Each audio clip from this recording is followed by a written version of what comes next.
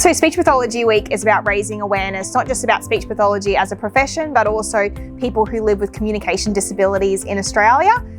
So people from children all the way through to adults might have problems with communication and swallowing. So it's to raise awareness of those individuals, because it's often an invisible disability. You don't necessarily see that someone has a communication disability, and that can really impact their ability to access the environment. Yeah, so we work across the lifespan. So a lot of people think we only work with, children who have communication impairments, but we actually work with adults as well. So in a hospital setting, if somebody has had a stroke, or perhaps they have a degenerative condition like dementia, they'll have problems with communication. So we work with them to do some rehabilitation. We also work with people with swallowing difficulties to help prescribe and manage the diet that they're having so they can have a safe swallow. In disability, we work with individuals, children and adults who have developmental disabilities to support their communication access as well. And so, we do lots of different things.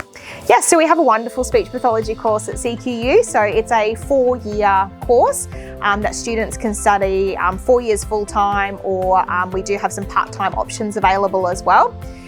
So in that course, students do theoretical components of speech pathology, so they come and study units and classes, but they also do a lot of placement as well. So they actually get out and see what being a speech pathologist is like. So from 2nd year all the way through to 4th year, they get to do placement here at the CQ University Health Clinic, as well as going out to our local hospital and health services and private services to work with a range of individuals who have communication difficulties. So speech pathologists are in a lot of demand. So unfortunately, in a regional area like we have here in Rockhampton, you could wait up to 2 years to see a speech pathologist, and unfortunately in metropolitan areas they also have really large wait lists.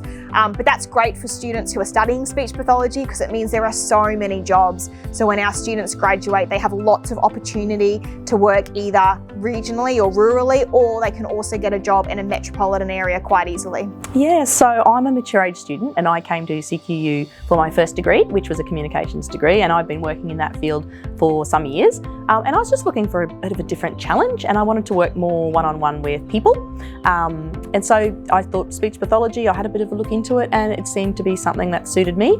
I also have some small children, and obviously they're little talkers, and emerging language is happening there. And I was interested to know more about how that worked. So we've done quite a lot of speech and language development in young children, and now in children who are in the school years. We've learned about hearing, we've learned about swallowing, because speech pathologists also work in that area, helping with swallow and feeding. We're doing some clinic now, so every week we do clinic, and we actually assess and help to treat, in this case, children, because we're doing our paediatric clinic. When I was first doing my research into the degree, I did look at what is their jobs. There's not much point doing a degree and then coming out, spending all that money and time and not being able to get a job. Even if you love it, what's the point?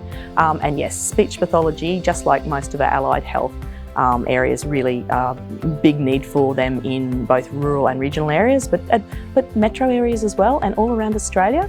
There's jobs out there.